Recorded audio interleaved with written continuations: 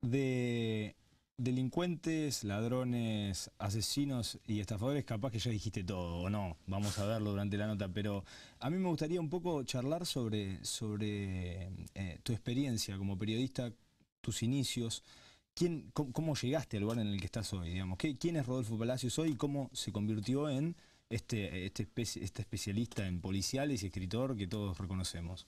Es medio milagroso y a veces no sé quién soy, al menos en el camino que hice en el periodismo. Lo que soy fue, digamos, curtido acá en Mar del Plata. Yo empecé en el Diario del Atlántico en el 95, me acerqué yo a pedir laburo, me dijeron, bueno, pibe, pasa otro día, pasaba y no me daban bolilla, después entendí por qué. Y me acuerdo que empecé a estudiar en Deportea. Estaba Juan Carlos Morales, estuve a Vito Malfitano, profesor, Julio Macías, los referentes del periodismo de Mar del Plata, y Mario Truco, el Cholosiano. Creo que no me olvido nadie, seguro ahí, pero... Y ahí, bueno, salió una pasantía en el Atlántico y empecé a cubrir los partidos de fútbol local, que el otro día pasaba por la cancha de Kimberley y me acordaba, me da cierta nostalgia. Iba en colectivo, me acuerdo pagaban 17 pesos en ese entonces, que era reportero volante o aprendiz. Iba a cubrir los partidos, le pedía la formación al árbitro, lo cubría, tenía que poner puntaje. Yo que no Ujú. cubría fútbol local, imagínate puntuar a 25 tipos entrando los suplentes. Entonces trataba de poner todos 6, que no se me enoje ninguno. Y al que más o menos andaba bien le ponía 7. Si uno hacía 2 goles, 8, depende. Para mí es imposible esa cuestión de calificar, pero bueno, más cuando uno recién arranca. Y me acuerdo que llegaba a la redacción y lo primero que pasaba en la redacción no había máquinas, era máquina de Máquina de escribir. escribir, Máquina de obviamente. escribir no había máquina, yo había practicado máquina de escribir y no había máquinas y estaban todos tecleando como si se les fuera la vida. Y ahí, bueno, me acuerdo que me ayudó Santiago Fioriti, hoy gran periodista de Clarín, que me ayudó a encontrar una máquina. Y bueno, ahí me fui creciendo con esos monstruos, que había que hacer la formación. Primero la formación, el estado de la cancha, poner buena, mala, regular, el puntaje del árbitro, y después hacer unas 15 o 20 líneas que me acuerdo que la primera traté de arrancar distinto, pero era imposible, porque era en el día de la víspera el elenco de Kimberley Sí, derrotó como muy, 1 a claro, 0 una cosa como o, muy o fueron 0 en todos y era el título ese. Y después me gustaba, esquemático, ¿no? muy esquemático, después fui, bueno, Miguel Atile Guglielmotti, otro periodista también, Gaby Filippi, el Loco Casale, razas de periodistas que ya está, se extinguieron, no estás más, como las viejas redacciones. Creo que ni una mujer había una. Y me acuerdo que después iba a ver cómo quedaba la nota y después estaba alarmado porque primero se tipeaban las notas a un sistema de computación, computadoras viejísimas, y después en el taller lo cortaban, había como cortadores con cola de pegar, iban cortando y uno cortaba una línea porque no quería perderse todo. Y en esa cocina del Atlántico creo que aprendí muchísimo de lo que es el periodismo, de salir a la calle todo el tiempo, de que te manden a hacer, de escribir 3 4 notas, que vos lo sabés, lo has Ujú. pasado. Y a partir de los errores, las frustraciones y los retos, creo que eso me templó bastante como para después ir a Buenos Aires y sentir que allá era todo uno es uno más y era mucho más simple porque quizá era una nota por día que tocaba hacer. ¿Y por qué a Buenos Aires y por qué en el momento en el que te fuiste, hace ya más a establecerte que 12 o 13 años, ¿no? Claro, me fui la primera vez en 2001, una beca de Clarín, volví después 2004 y ya me quedé hasta ahora. ¿Por qué? ¿Por qué Buenos Aires? Que siempre en esa época, al igual que Santiago Feriti, teníamos fanatismo por el gráfico. Y me acuerdo que queríamos trabajar en el gráfico, pero yo empecé como periodista deportivo, me gustaba cubrir boxeo. Y la manera de hacerlo era un poco en Buenos Aires, estar en el gráfico, después el diario Crónica.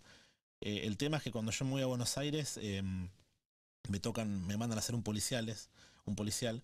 Era justo la época del mal llamado Loco de la Ruta. Ujú. Que en el bueno, otro que me olvido, Vicerelli, Piquerelli, monstruos, ¿no? del periodismo policial. Estaban en el Atlántico. Te mandan los del Atlántico a ser policial la Me primera manda a vez. ser policiales, pibe, anda que... Un día me acuerdo, me mandaron al recibimiento de Menem, que era presidente. Imagínate, me mandan yo que recién Sí, arrancaba. sí, un Y comodín. antes me mandaron a un choque que había en la calle, antes a una protesta, un policial en el barrio La Paunera y andar a recibir al equipo independiente que llegó con Menotti y pedí la formación, pibe. Era eso, uno era eso. Y si podía lo escribía, y si no lo escribía te arrancaba la página, lo escribía otro. Y bueno, me acuerdo que yo siempre digo, ahí hice mi primer policial y fue como el camino de ida, no volví de ese camino.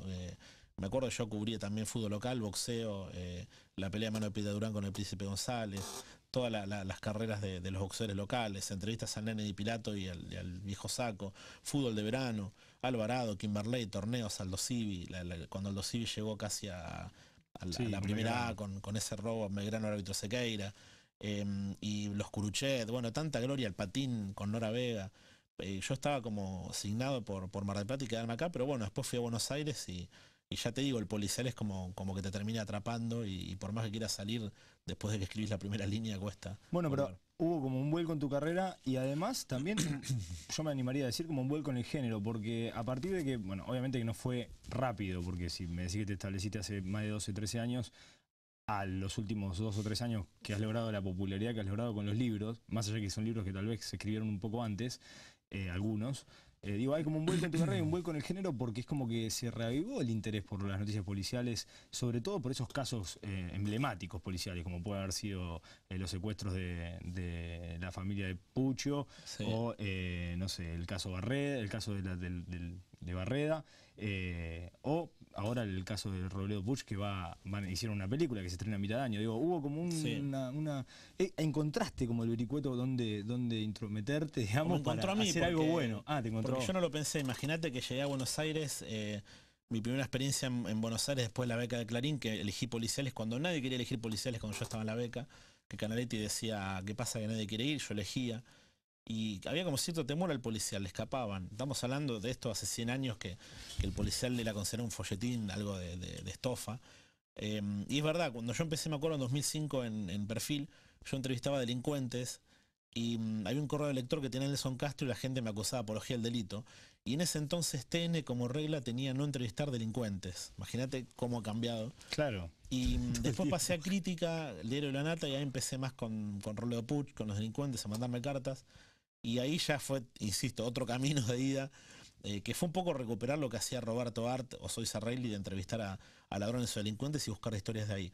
Ahora, con lo que pasó en el caso Puccio, no sé llamarlo moda, llamarlo casualidad, pero cuando vine toda esta andanada de las películas, la película o la La serie serie. Historia de un Clan, el revival de Tumberos, pero con el Marginal, que también tuve la posibilidad de estar, y con Historia de un Clan también, y ahora la película de Robledo, es como que hay una especie de furor que no solo es en Argentina, porque uno se mete en Netflix y está lleno de series del detective, del asesino, de cómo piensa el asesino, del perfilador. Y bueno, es algo, no es que yo me metí, sino que ya venía de antes y bueno, me succionó en eso y la verdad por momentos me siento cómodo y por momentos quiero hacer otra cosa. Sí, ¿no? Porque hay como también para el cronista policial hay como algo de cascabel que te llama y por otro lado es algo como que vos lo ves y decís, no podés evitar decir si me hubiera tocado a mí tal cosa, ¿no? Es un cascabel con Es veneno, ¿viste? Que te tremendo, atrae claro. pero te termina picando, sí, Y después te vas a totalmente. tu casa y te quedás pensando, uy, esta Sí, sí, historia, por más que no se la cuentes a nadie, te queda picando, incluso por más hasta que uno la desdramatice, ¿no? Me parece que la sí, sí. desdramatiza, pero después le queda en el inconsciente. Digo, de todo eso, de toda esa gente que has conocido, con la que además me imagino que generaste una relación por una cuestión de trabajo, digo, ¿qué te quedó, qué fue lo que más te impactó o lo que dijiste menos mal o ojalá nunca me pase algo así? Digo, nunca estar en esos zapatos. Mira, sobre todo, bueno, ni hablar los familiares, cuando hablé con los familiares para la serie y también para el libro, con los familiares sobrevivientes del clan Puccio. Yo hablé con Puccio también, imagínate, tenía la otra campana. Y cuando hablé con los familiares era tremendo porque un secuestro es para toda la vida. Por ejemplo, Guillermo Manuquian le secuestraron al hermano y a él lo intentaron secuestrar, a un tío lo secuestraron, a un sereno de un mercado que el padre tenía, Tanti, lo mató Robledo Puch. Es decir, toda su vida estaba marcada por el crimen.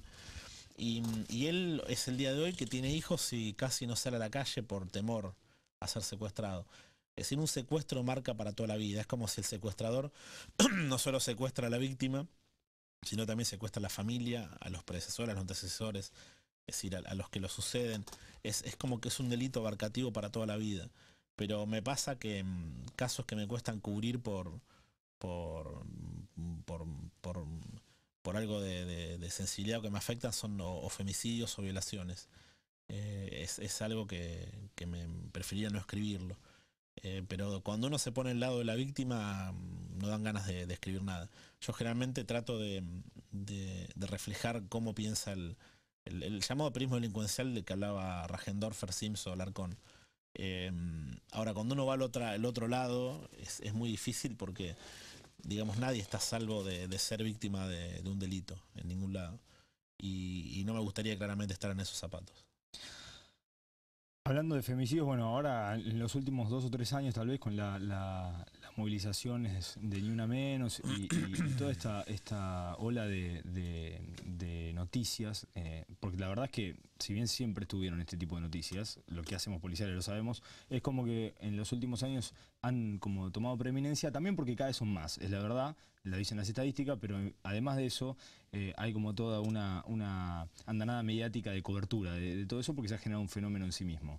Eh, Hace poco hubo un caso, por ejemplo, en Gualeguaychú, que todavía Sí. está dando vueltas, con la chica detenida por haber matado a su exnovio, que también obviamente, si bien fue aprovechado como para darle vuelta, digamos, el tema de los femicidios y el tema de la violencia de género, digo, ¿qué te genera eso? Cómo lo procesás? Este caso último, ¿cómo lo ves? Digamos, ¿crees que se trata de una movilización general que se está produciendo a nivel mundial como un fenómeno real o es, como dicen otros, una moda que también, bueno, hay quienes lo dicen, ¿no? Sí, sí, mira, yo creo con el ¿Cómo tema de los ves? femicidios, hay una entrevista que el Indio Solari da a Simpson, Cerdos y Peces, eran los 80 90, no me acuerdo, y él dice, el siglo XXI será el siglo del psicópata. Y yo creo que no hay más psicópata que el femicida, el del sometimiento de la mujer, de la violación, de querer matarla, de gozar, de no haber arrepentimiento. Yo me acuerdo que en Crítica todavía ponía crimen pasional hasta que una compañera, Luciana Pecker, me instruyó, porque también uno tiene que aprender, no quedarse. Me acuerdo que me dijo, poné femicidio, feminicidio, a partir de ahí, cuando mataron a una mujer. Me parece que hay una diferencia entre la chica acusada de matar al novio con las mujeres que son asesinadas porque son asesinadas por el hecho de ser mujer, por toda la violencia machista, que en muchos casos terminan en femicidio, pero en otros casos son mujeres que tenemos cerca que son maltratadas psicológicamente o son golpeadas. Eh, Ahora no sé cómo se resuelve esto. Me parece que la visibilidad me parece que está muy bien, pero faltan todavía programas, falta algo cultural a todos nosotros. Y respecto al caso de esta chica, me parece que va camino a convertirse en el caso del año. No me metí muy de lleno, más que lo que no en los diarios, pero bueno, que no haya dado las pruebas de parafina tampoco quiere decir que ella no haya disparado el arma, pasó en varios casos. Pero me parece que la psicología de esa chica y sobre todo la relación de esa pareja, teniendo en cuenta que del lado de ella dicen que él también la maltrataba, que era una relación tóxica. Ahora, llegar a lo que se llegó, que esta chica supuestamente le saca el arma al padre y lo mata y le dice siempre te voy a amar, es una relación tormentosa, la verdad. En esa psicología, en esas relaciones tormentosas, es donde se halla tal vez el condimento, el elemento literario, que después termina atrapando al lector o Claro. ahora al televidente, porque también se lo puede mencionar en el caso de las series, o el tipo que ve cine. Digo, Sí, por eso sí, ya sí. se emparentan los casos reales con la ficción. Caso Barreda tiene una atracción que a mí me costaba. Yo cuando me metí y lo entrevisté a él, no podía entender cómo la gente le interesaba. A mí mucho no me interesaba el caso Barreda. Pero claro, el caso Barreda al principio era como un hombre común que estalló, era humillado. Y ese fue el relato que inventó Barreda, porque en realidad el maltrato venía de parte de él. Pero quizá lo que mucha gente se identifica es en el tipo en teoría común, buen vecino, que un día mata, en este caso, a 4 mujeres.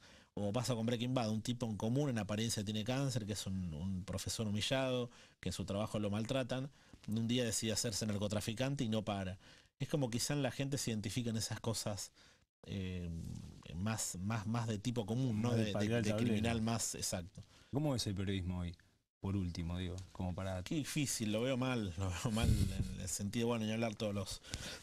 Creo que hay más de 2.500 periodistas en la calle, medios que cierran, la incertidumbre del papel, qué va a pasar con el papel, que la gente cada vez compra menos, qué va a pasar con nuestro oficio, cada vez salimos menos a la calle, que estamos más embebidos en Twitter o Facebook o en Instagram, que es lo que le pasa a la gente. Eh, pero bueno, todavía hay algunos lugares o refugios o revistas o páginas virtuales o páginas de internet que todavía nos permiten escribir de la manera que escribíamos siempre. Pero lo veo bastante difícil, pero creo que va a haber una resurrección.